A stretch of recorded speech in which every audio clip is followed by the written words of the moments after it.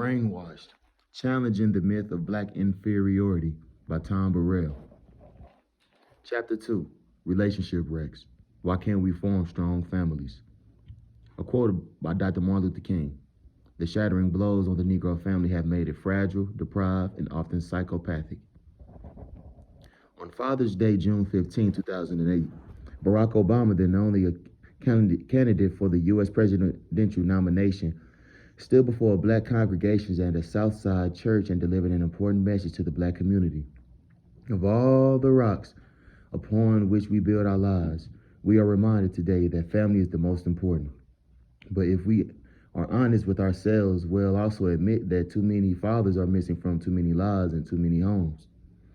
They have abandoned their homes, their responsibilities, acting like boys instead of men, and the foundations of our family are weaker because of it. While Obama was congratulating for boldly taking absentee black fathers to task and condemned for taking an opportunistic shot at black men for political gain, all sides missed the most important points.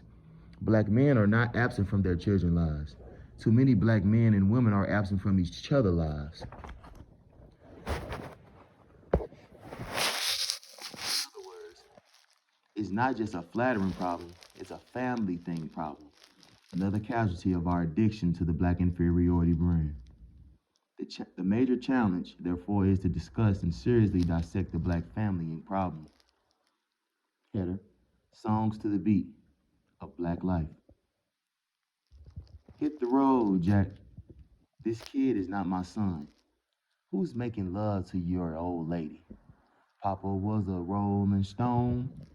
We sing, dance, and make love to catchy beats that endorse, reinforce, promulgate our most self-destructive habits.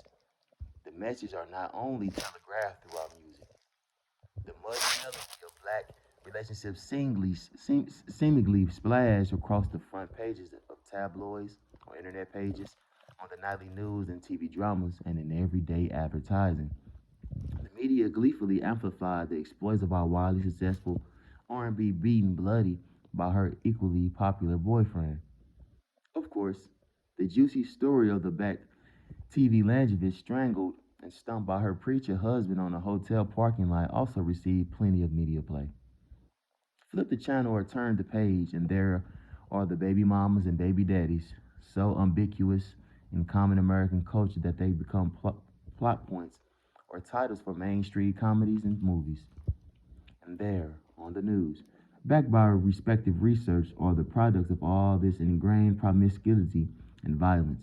Young children seemingly running amok in urban cities that breed violence, some left to raise their own siblings in the absence of neglected or missing parents. The syndicated television program Maury, hosted by Maury Povich, is known for its Who's Your Daddy segments. Much of the content is based on issuing paternity tests to teens and young adults in hopes of determining fatherhood. In just 1 week during the summer of '09, I watched these scenarios. 3 young African-American women girls really accused a young man of fathering their 3 children, all born within a month of one another. The young man has a 7-month-old child with his current girlfriend. In another segment, a young girl slept with 2 men at the same time and was unsure who fathered her child. Then there was the story about a mother who paid her daughter's boyfriend for sex. Many of Maury's guests are black, and the sheer number of these cases is damning. Shows like these allow the court television shows that promote the same dysfunction are very popular. I couldn't help but imagine the vast numbers of the people indoctrinated by these images of black family chaos. And it is not like we could put 100% of the blame for this public buffoonery on the producers of these shows.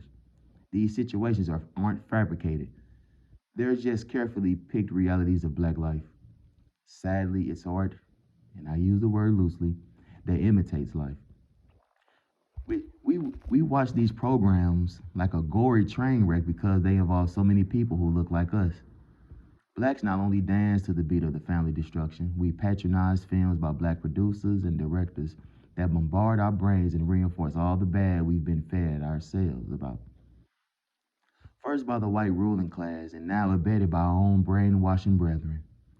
Whether it's sagas like Rihanna and Chris Brown, or negative self-demeaning movies, or characters like the depicted in HBO's gritty urban drama, The Wire, black relationships and families are seen as hopelessly at odds, dysfunctional, violent, and unsubstantial. Yet we accept and share these perceptions without questioning or qualm. Passionate conversations about the no good black man among groups of black women are not irregularities. What is a rare occurrence, however, is our willingness to go to the historic root of negative black male behavior or discuss how fatherless homes help shape the sentiments shared by so many black women. Likewise, black men are not aware of the unconscious motivators that cause them to demean black women. Nary is a Nary is an object raised when gaggles of these men depict evil, mean-spirited, materialistic, or impatient black women, and then expound on why they're better off with white women. Little attention is paid to the daughters these men bring into the world. Not only are they conditioned to live these stereotypes of their mothers, many do so in the homes with absentee fathers. It's assumed that black women are supposed to have a slew of children with multiple men who will eventually abandon them. These women are quickly relegated to supermom status, expected to serve as both the foundation as the black family doormat. This, too, is a topic that receives little discussion, as in the mystery of how and why the black women become enablers, molding black boys who will someday emulate the actions of their wayward fathers. At a very young age, black men and women are inundated with messages that cannot trust or depend on one another. Children hear comments and jokes about lazy, greedy, and irresponsible or other flawed black adults.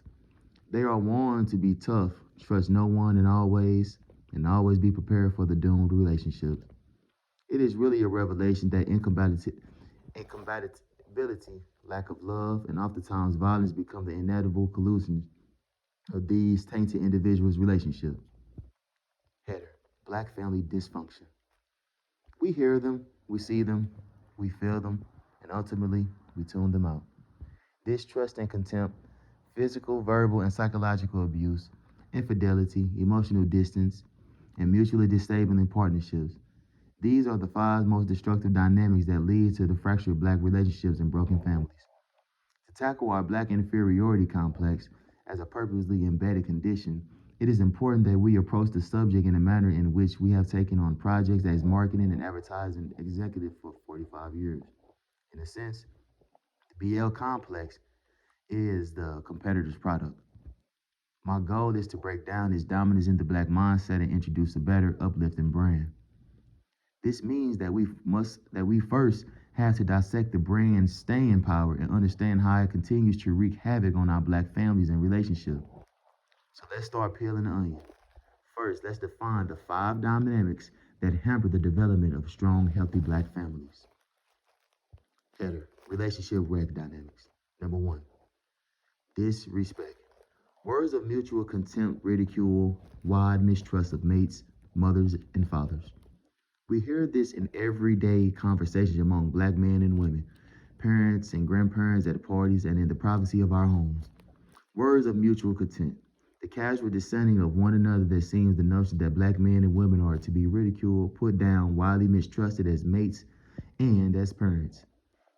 The effect of self-inflicted disrespect is indicative in the 43.3% of black men and the 41.9% of black women in America who have never been married, according to the 2001 Census Bureau statistics, compared to 27.4% of white men and 20.7% of white women who have never married. The overall U.S. marriage rate from 1970 to 2001 declined by 17%, but the rate among blacks fell by a whooping 34%. Number two, the beatdown. This appropriately rates of physical, verbal, spiritual, and psychological abuse in black relationships. Physical, verbal, spiritual, and psychological abuses are disciplinary factors in the black relationship. Today, reported incidents of family violence are the highest in African American households, according to data from the American Bar Association Commission on Domestic Violence. The number one killer of African American women aged 15 to 34 is not cancer, not car wrecks, but dying at the hands of loved ones. Overall, from 1993 to 1998, black females experienced intimate partner violence at a rate of 35% higher than that of white females and about 22 times the rate of women of other races. On the other side of this spectrum, we find the black males experiencing intimate partner violence at a rate of about 62% higher than the white males and about 22 times the rate of men of other races. Of course, verbal, psychological, and spiritual abuse has not been documented, but coupled with physical violence, we glimpse the full body assault far too many black women, men, and children must endure. Recognizing the beatdown is one thing. Understanding its destructive opposition to forming and maintaining healthy family relationship is the real task at hand. Can't be true to my bro. Number three, can't be true to my, I quote, can't be true to my bro, to my boo. The standards of expectation of infidelity. Infidelity is another popular subject in relationship conversations. Additionally, in song and through mass media messaging, we advertise our inability to remain true to one another. And like self-fulfilling prophecies, these repeated messages are like bricks paving the walkway to wreck relationships. Number four, icing, emotional shutdown, and this is that fosters unhealthy relationship. Icing results in embracing anti-intimate behavior, even in intimate relationships. We are a tough, strong, resilient race. Our elders remind us that life ain't no crystal stair. We're expected to suck it up and deal with the cards we're dealt in life. The icing process is encoded in our DNA. Therefore, we embrace anti intimate behaviors even as we seek intimate relationships. We shut down and keep emotional distance, hoping to avoid hurt at all costs. In reality, we only avoid true romanticism, opting instead to survive relationship instead of enjoying healthy one. Five. Number five, mutual disenabling. Irresponsible black men overprotective black women. Perpetrate negative emotional trends with sons and daughters. Children continue the cycles of unhealthy relationship. Irresponsible and absent black fathers who won't or can't protect or provide for their families mate with the black superwomen. Over responsible, addicted to no account black men, and woefully empty partnerships. They assume roles of mama, daddy, and family provider. They fragile children will someday procreate and continue the cycle of unhealthy relationships. The results were evident in 2005 National Center for Health Statistics, data showing that nearly 70% of black children in the United States were born to single mothers, compared to 25.3% to non-Hispanic white women and 48% to Hispanic women. We acknowledge these and other negative statistics, but what has not been thoroughly explored is how we collectively came to behave in the destructive ways and why the cycle continues unabated. Header, question, analyze, unplug, reprogram. Are these statistics indicative or our natural state of affairs? Or do they reflect a self-fulfilling prophecy? Are we stuck on a path of low expectation that legitimize the disintegration of black families? Are we so iced and emotionally toughened that we expect abusive relationship violence? High percentage of unmarried couples and out of wedlock children born to parents with no commitment to one another or their children's well-being. Failing to explore the genesis and ongoing ramifications of these issues is like a doctor treating an acute pneumonia with a cough suppressant. The baby daddy and baby mama drama is laughable, even to a generation of blacks who expect a single mother to raise and must fend for themselves and have no extended family members to nurture, care for, or protect them. What kind of indictment is it in of a black man and woman that based on the number of their sexual relationships, they don't know who has father or mother their children? It's disheartening to watch young black men on shows like Morris celebrate when they learn you are not the father. Reaction to such life-altering news may be understandable, but for most of American viewing audience, these young men are celebrating their escape from responsibility. Fatherhood is one of the greatest privileges in any society. Yet, this very serious issue is trivialized through spectacles like Maury and other popular TV shows. Trivializing black life has become all too common sport. Why are stable, normal black families considered the expectation and not the rule? Perhaps it's because constantly marketed, predetermined negative expectation prepared black men and women to expect the worst from one another. Perhaps it's because history takes us directly to a place that inspires white guilt and black gloom, a place many want to ignore and few want to recognize as the source of much of today's black angst. It's time to look past the depressing headline and gloomy statistics and begin dealing with the acute factors that cripple black families and relationships. First, however, we must honestly look into what contributed to this state of affairs. Header, where the beatdown began. To be blunt, disproportionated black families' dysfunction is directly linked to America's chattel slavery, the founding fathers, and the barbaric entrepreneurship of a nation. As a black abolitionist David Walker argued in his 1826 pamphlet, appealed to the colored citizens of the world.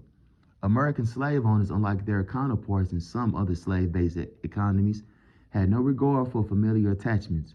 In fact, they made a conscious, willful decision to control slaves' mind through domesticating the black family. Deconstructing the very concept of black family was central to the massive enterprise to build a new economy and to lay the cornerstone of personal fortunes. Assessing this from a marketing perspective to achieve their strategy, enslavers could not leave Africans with any vestige of the family brand. In layman's terms, the black family had to be destroyed, and the first order of business was to annihilate the black family's designated protector, the black man.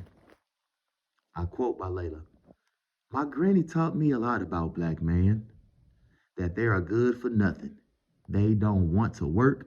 They want to sit up and take all your money. And they are ignorant. She told me if I was smart, I should be good and go to school and find myself a rich white man. Header, Dehumanizing the Family. By the mid 1600s, with the passage of the first slave code, slave masters began legalizing the dehumanization of African slaves. Because men in African cultures were an integral part of both an immediate and extended family, branding and breaking any remnant of a rebel spirit in black men became a critical step. If black men were not sufficiently animalized, dehumanized, and broken, they could potentially cause great damage to a lucrative slave market system, as slave revolts in America and Haiti proved. Slaves have no legal safeguards. Black men were powerless to protect their loved ones from harassment, sexual exploitation, or rape from masters and overseers. Black women were forced by circumstances to stifle their matriarchal child impulses and to abide and navigate a system that left their husband and children exposed to unimaginable cruelty. Toni Morrison's book, Beloved, provides but a glimpse into an insane world where a beaten and brutalized runaway slave mother kills her baby girl rather than have the child reared as a slave. Fear was a constant among slave families. In addition to various other indignities and humiliations, slave families were forced to watch wives, husbands, sons, and daughters harassed, violated, or mutilated. Those who tried to protect their loved ones found themselves abused or murdered. To my knowledge, long-term trauma and mental damage to the black family forced to tolerate repeated family abuse under slavery has never been fully studied or documented. One thing is clear, however, stripping black men and women of their natural roles as parents and protectors and conditioning them to accept physical and psychological abuse were initial steps in the brainwashing campaign. If early American institutions of commerce, architecture, and religion morphed into modern times, it is any surprise that the system that devastated the slave family for also snake its way in some form into the 21st century. We have iced over centuries of inherited trauma. Instead of most of us choose the easy route of emotional detachment, refusing to acknowledge the damaged conditions we don't understand and cannot control. The damage still seeps out. It's notable in its abandonment, disbasement, and violence we inflict upon ourselves, our spouses, our lovers, and our children. A quote by Tanya at the age of 52. Marcus came home from work in class black family, one generation away from the projects. We didn't so much as fall in love, we fell in need. His parents fought and were abusive, so we were really doomed from the start. He was used to seeing abuse, and therefore he thought that was a man was supposed to do. I was used to taking abuse, so I thought that what was I was supposed to do. We were a perfect complement for each other, for a disaster. Header. Family by another name. For the slave owner keeping the black families united garnered less of their attention than breeding and selling livestock. A key component to establishing the best brand was treating and breeding black men and women like farm animals. The domestic sales and breeding of African Americans for slave markets remained legal until early 1808. However, after the importation of slaves was no longer sanctioned by the government, slave owners in tobacco growing states like North Carolina, Maryland, Virginia earned big profits by breeding and selling excess slaves to farmers down the river in the deep south. The large plantation owners there needed massive numbers of slaves to pick the South's next big thing, cotton. Next big thing, cotton. A commodity more and more in demand in England. Black families existed in a perpetual state of instability. Any number of circumstances easily separated them for a lifetime. Many slaves wound up on the auction block due to their owner's misfortune or death. Slaves labor unruly, were often sold as a punishment for their behavior. Even if immediate families managed to stay together, there was no guarantee that a niece or grandson would remain on the same plantation as the aunt or grandfather. The system retarded and fractured the basic sense of safety inherited within the family. Slaves found themselves dependent upon the benevolence of their oppressor, the slave master, for any semblance of safety. From boys to men, slavery and its aftermath constitute an unrelenting assault on the black male identity. The trauma was a serious blow to the sense of manhood prevalent in male dominated societies in which many black men still wrestle with today. It is important to understand our current family crisis without examining the historical ways in which black fathers, mates, brothers, and sons were emasculated. Slavery disturbed the minds of black men who watched their women carry out traditional male duties of West African societies. Black male slaves could not take on any role monopolized by white men, who set guidelines in the home for training and raising children, especially their sons, into adulthood. Renowned anthropologist Margaret Mead, as noted in the 1965 U.S. Department of Labor report, The Negro Family, explained the consequences of manipulating the family hierarchy. With the family, each new generation of young males learn the appropriate nurturing behavior of superimposes upon their biological given maleness. This learned parental role, when the family breaks down, as it does under slavery, these deliberate lines of transmissions are broken. Who's the man? As empathetic as female slaves were the plight to their husbands, who were deprived of the roles of protector and the leader. The fact remained that the slave master was, by design, the real provider of safety and security. Oftentimes, she demeaned herself. She grind, shuffled, and hustled to protect her family. And the power dynamic didn't change after emancipation. Jim Crow segregation and institutionalized racism cemented the rule of law in the white male's hands. For centuries, black women understood that the natural order of male and female relationships didn't apply. No matter how much she understood why her man couldn't protect her, the unnatural code of survival ceded. Subliminal concept. You didn't protect me, you can't protect me. I have to protect myself. Black man slash the white world. Black woman slash white world. The founding fathers maintained dominance by waging a mental war to conceive themselves as their slaves, that blacks were childlike inferior and better off under the care, discipline, and direction. In a twisted form of mental manipulation and male dominance, white men worked to persuade black women that black males were unreliable, docile, and unsuited for leadership roles. Propaganda reinforced the notions that black women and their children were safer in a white controlled environment. Black women, deemed less threatened, were, were more often assigned roles as house servants. They were allowed indoors to suckle white babies and to tend to the white family's every need. This, this role was seen as a step up from grueling field work. Until the late 20th century, even during the harshest economic times, maid service and house cleaning in whites, well-to-do households were always options available for black women. In caricature, even after slavery ended, black men were depicted as vile, buffoonish loafers who thrived in neighborhoods filled with corruption and vice.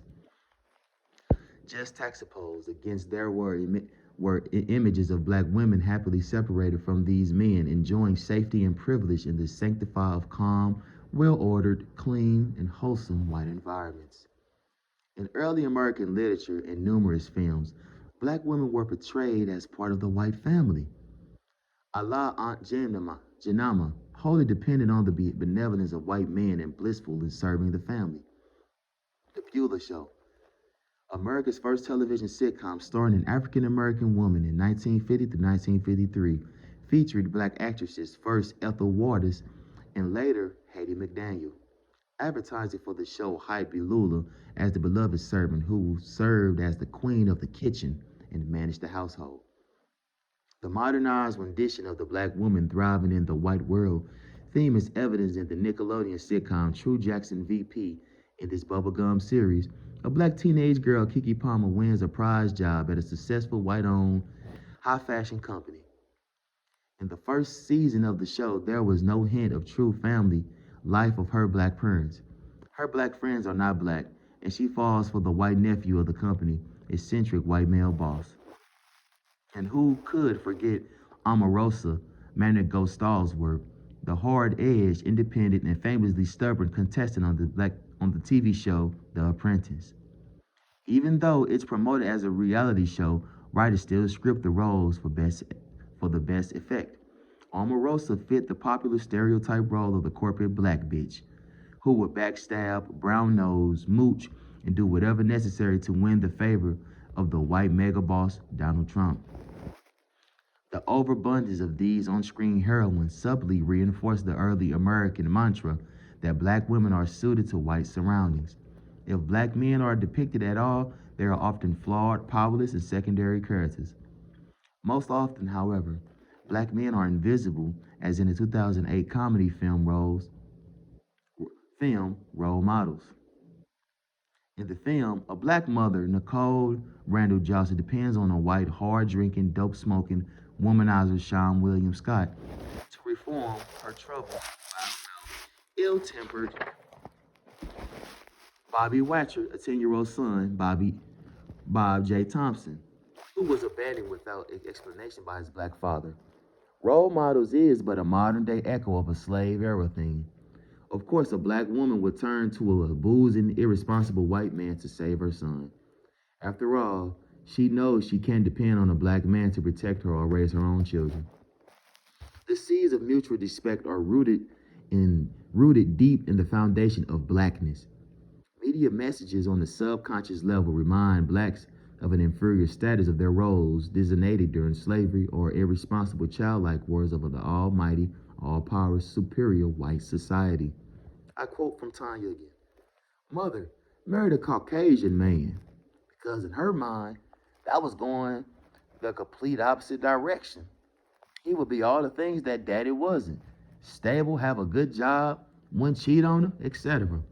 She wanted that white picket fence, that stability, and daddy couldn't do that. She loved him. She loved him so much, but it was not enough. Henry, why can't we all just get along?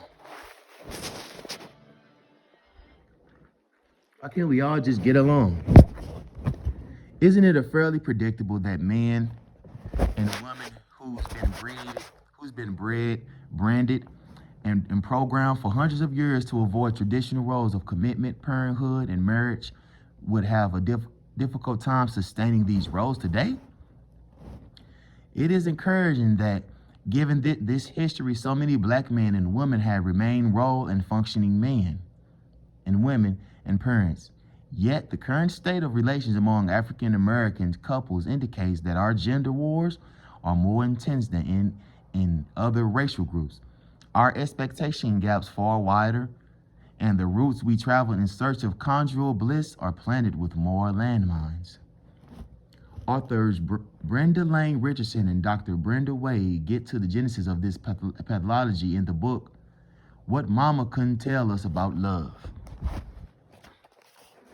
In the meantime, both your son and daughter have grown into adulthood and on other plantations, believing they can't count on anyone for colorness and warmth, that love is temporary.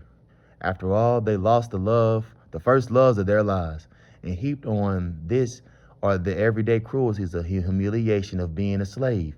Under these conditions, they can't love themselves, and so it is impossible for them to teach their children how to love themselves.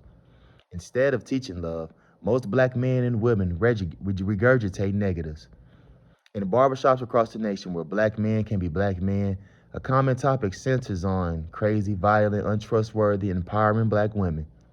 Once we look at the traumatic hand black women have been dealt and still suffer, we can move beyond the stereotypical angry black women and address the issues from the foundation on her frustration. If we dissect the brainwashing campaign, black men may recognize that inherited in our negative descriptions of black women, we are still grappling with an old age fear that is, we are less than and cannot meet societal expectation. It's simply easy to write black women off as crazy than confront the right man's truth. I quote from James, who's 32. The things men would say about black women don't let you get away with anything. They always be all up in your shit, attitudinal, all in your face. The stereotypical black experience was a hard ass life. Black men wanted to escape from that, and unfortunately, black women represented that. You can't leave this box.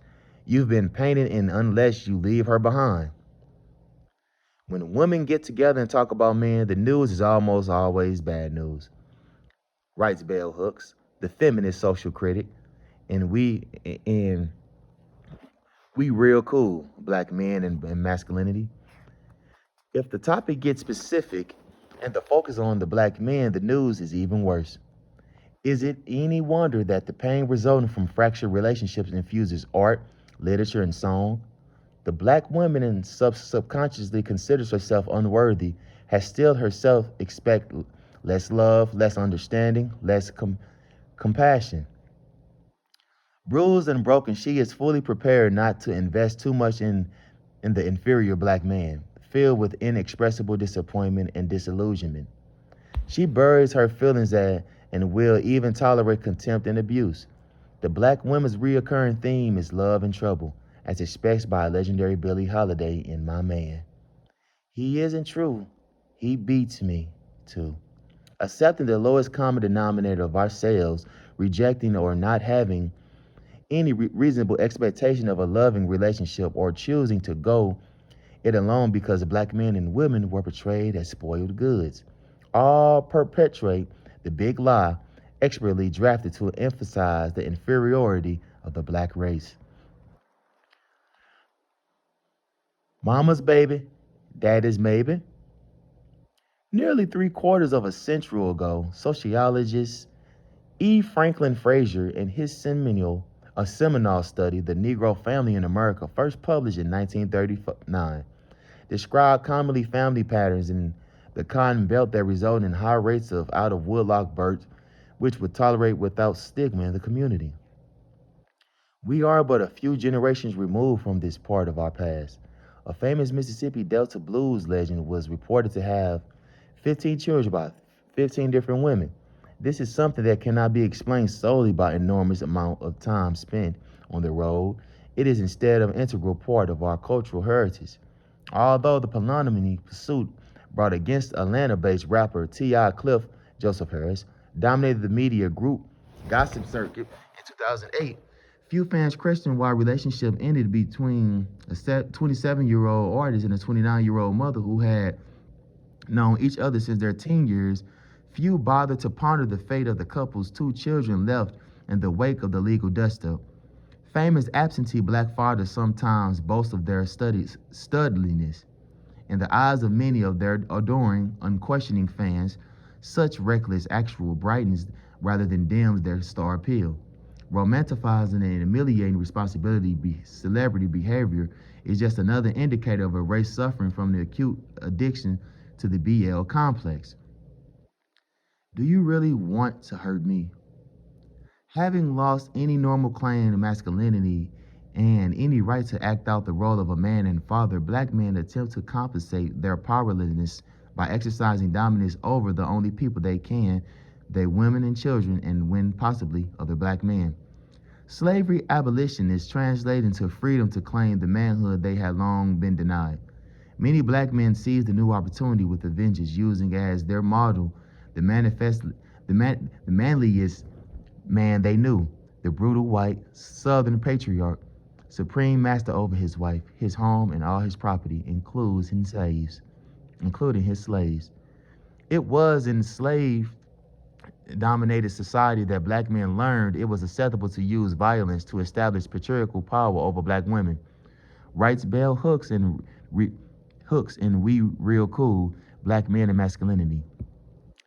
The gender politics of slavery and white supremacist domination of free black man was the school where black men from different African tribes with different languages and value systems learned in the new world patriarchal masculinity.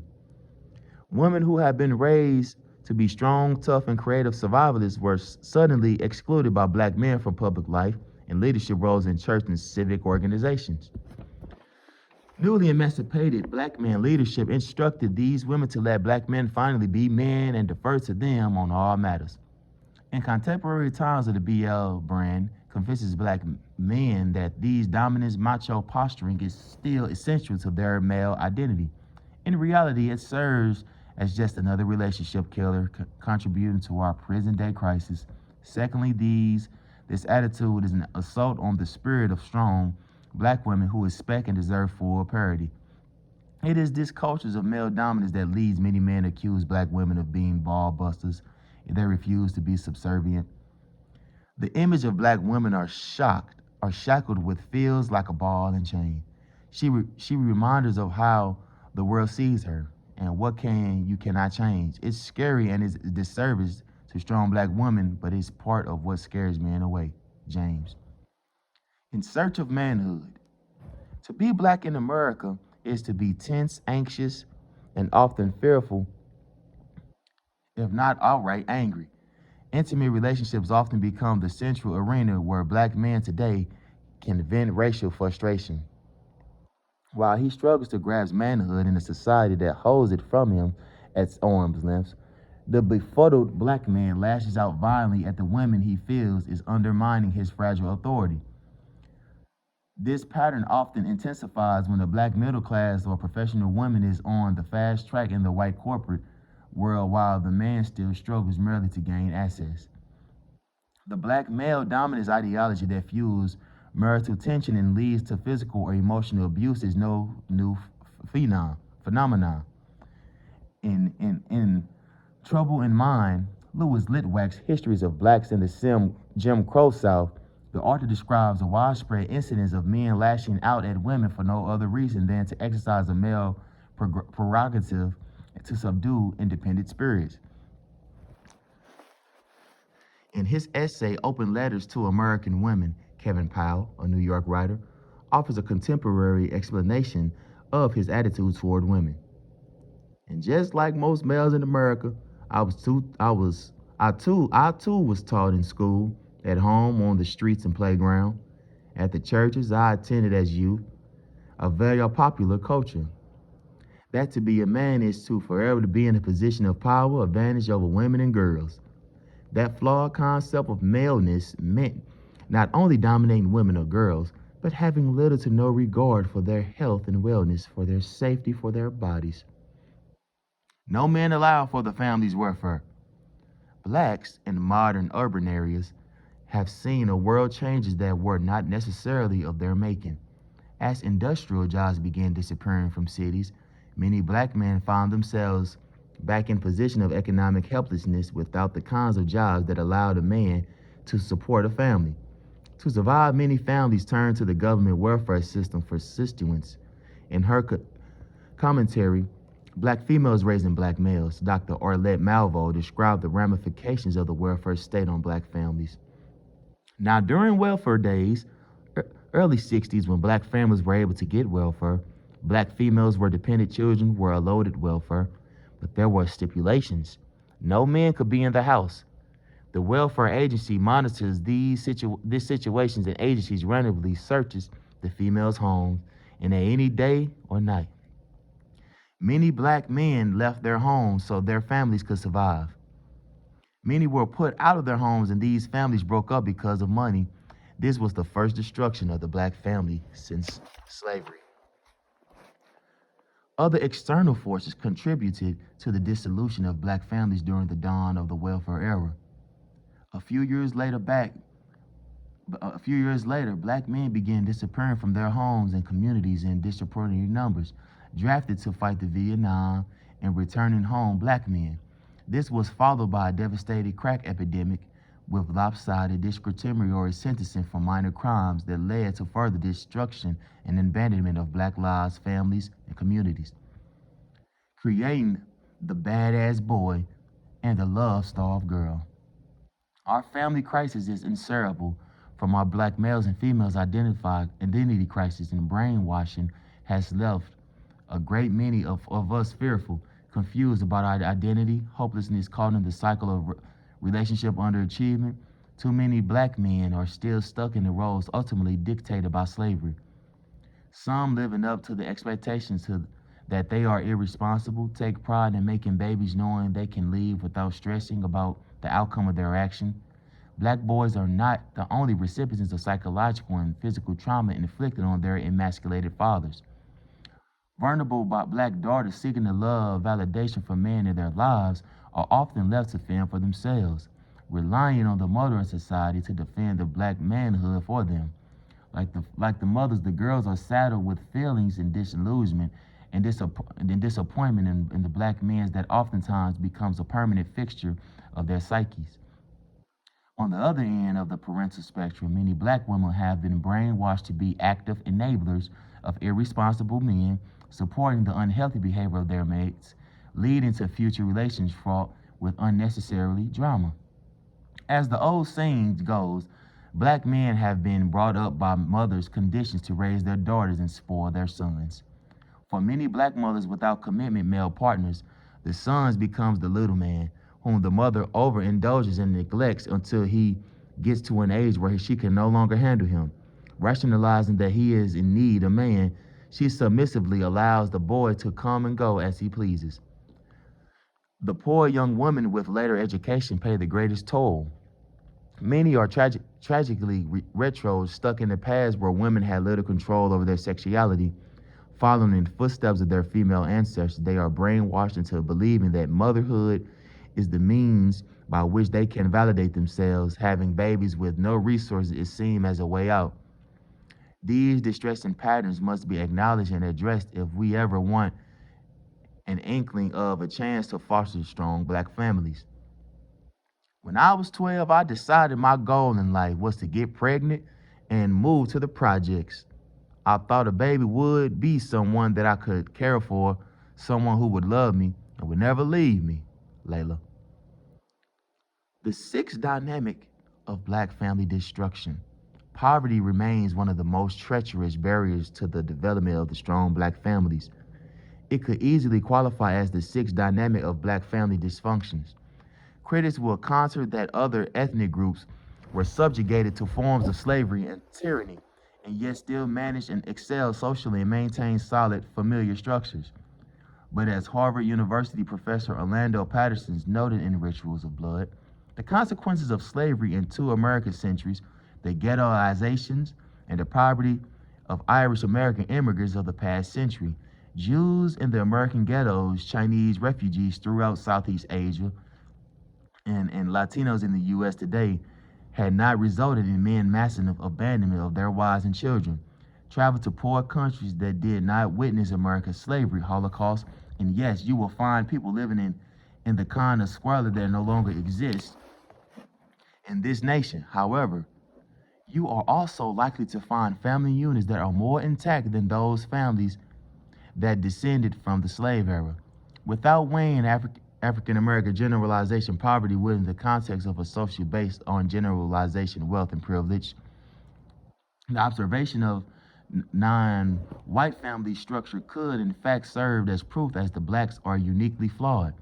It is important to keep in mind, however, that Jews, Irish, Chinese, Latinos who migrated into this country came with their cultural and family norms intact, were not included in the devious 17th century plan to embed inferiority into an entire people's psyche. Secondly, we must take into account the general the generalization black poverty rate. It swelled after emancipation and to this day. It hasn't significantly changed since the year Dr. Martin Luther King Jr. was assassinated. It is extremely difficult not having money in a society dictated by materialism. According to the University of Minnesota Institute on Domestic Violence in the African American community, intimate partners violence occurs more frequently among black couples with low incomes, those in which the males is underemployed or unemployed, especially if he's not seeking work, and among couples residing in very poor neighborhoods. When considering the blacks are subtly and not so subtly reminded of their inferior status and lacking the resources to mount an effective counteroffensive, it is a sheer miracle that more of us haven't been driven clinically insane. A plan of action. Far too many of us, deeply confused about what it takes to be a man and woman, remain trapped in a behavior that detrimental to our personal relationships, our children, and society. The five dynamics fueling fractured black personal and family relationships have rooted deeply embedded in slavery soil. Relationship wrecks, connecting the dots. The diagram. The contemporary manifestation side and the historical root side. On the contemporary manifestation side, the disrespect. Words of mutual contempt, ridicule, wide mistrust of mates, husbands, mothers, and fathers. Historical roots. Black family life not conducive to a slave-based economy was disrupted, disrespected, and destroyed. Black men and women were stripped of roles as parents and protectors. Society, through the welfare system, dismissed black fathers. The beatdown, the disproportionated rates of physical, verbal, spiritual, and psychological abuse in the black relationships, the historical root side. Slaves and descendants were conditioned to accept physical and psychological abuse. Emulation of slave era dominant male norms continues today with a misplaced sense of manhood and reaction to powerlessness. Contemporary side. Can't be true to my boo. The acceptance of expectation of infidelity. Historical root side. Results of male slave emasculating and bearing witness to misogynistic, humiliating sexual crimes against black women.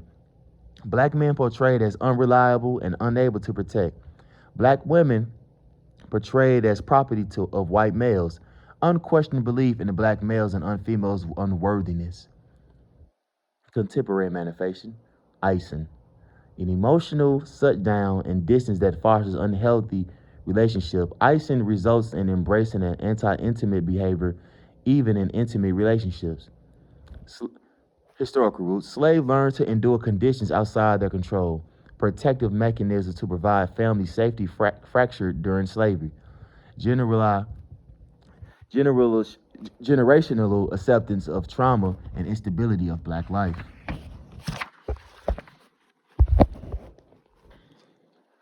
Contemporary side. The mutual disenabling. The irresponsible black man and overprotective black woman perpetuate negative emotional trends with sons and daughters. Children continue cycle of unhealthy relationships. Parents parents norms broken during after slavery, undiagnosed and untreated untreated feelings of inferiority and anger recycled, generational feelings of betrayal and disappointment. The mental shift needed to subvert the historical roots that feed our self-destructive contemporary mindsets and behaviors won't be easy. We are a race that has been conditioned to ice over its emotions, to dance, sing, and laugh our way past the blues. However, the first step in getting to the holistic, healthier place mandates that we start scrutinizing all the influences.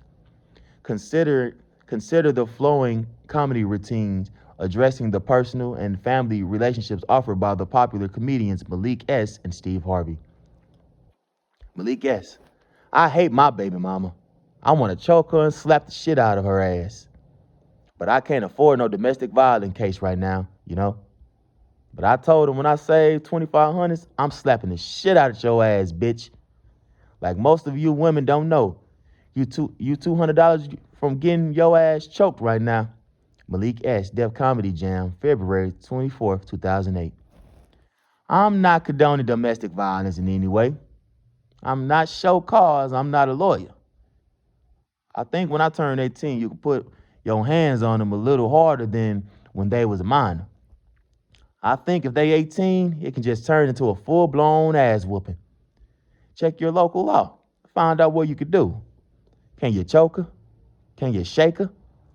Find out what it is you can do. How long you can put your foot on her behind before it becomes a felony. Steve Harvey on the Steve Harvey Radio Show, February 23rd, 2009. Funny stuff, right? Well, before you laugh, let's weigh the short-term benefits and long-term costs and ultimate impact on the black psyche. Short-term benefits, number one. Free speech expression. It's fun to be risky and edgy with material that makes somebody laugh. Number two. Emotional commiseration. The material elicits of, yeah, I understand I have a baby mama or a badass daughter at home too response. Three. Short-term relief. Helps us vent pent-up anger and other feelings. Number four, commerce. The comedian makes money, may elicit a yeah, it might be harmful, but is providing a job response. The long-term cost. Number one, endorses violence. The material condones legitimized domestic violence and child or spousal abuse. Number two, trivialize black life. Material makes light on the life-threatening problems and give a tacit green light to abuse. Number three, prolongs the cycle of violence. Sends message that violence is the way to make someone learn or behave. Number four, perpetuates stereotypes. It validates the myth of blacks as lawlessness is willing to skirt up or break the law. Perpetuate the myth of the violent male and the myth of male dominance and the myth of white inferiority. We do white man dirt. We do the oppressor's job. The antidote. We have analyzed the data, questioned the deconstruction, constructed the five relationship wreck dynamics, and then noted the clear line connecting slavery indoctrinations with today's behavior patterns. Now that we separated fact from myth, it's possible for critical self-analysis to lead us to action. Remember, friends, don't let friends stay brainwashed. Seek tactful ways to call out your friends and loved ones if they seem to be poisoning the environment for healthy relationships. Vow to the end of legitimization or of physical and verbal abuse in the black family. Let everyone be the family members or comedians. Know verbally or with your wallet that you no longer tolerate any form of abuse. Relationship wrecks positive propaganda cues.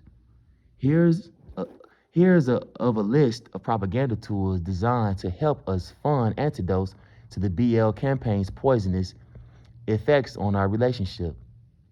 Do your homework. Invest quality time and attention to your relationship at home.